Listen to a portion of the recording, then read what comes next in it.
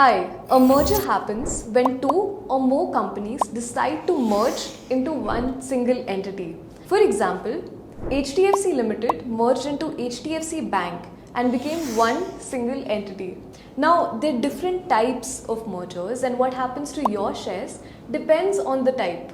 Let's understand this better. So, first is stock for stock merger.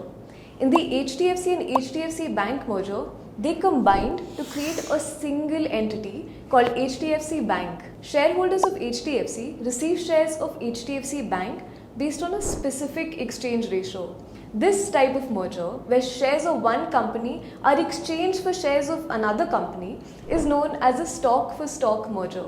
Now, the second type is cash and stock merger. A cash and stock merger is when two companies combine and the shareholders of one company receives cash and stock in the newly formed company. For example, when the merger between Vodafone Idea and Idea Cellular happened, shareholders of Idea received a combination of cash and Vodafone Idea shares as their compensation.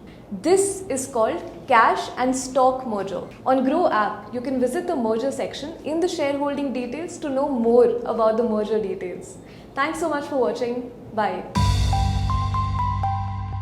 Investment in securities market are subject to market risks. Read all the related documents carefully before investing. Please read the risk disclosure documents carefully before investing in equity shares, derivatives, mutual fund, and or other instruments traded on the stock exchanges.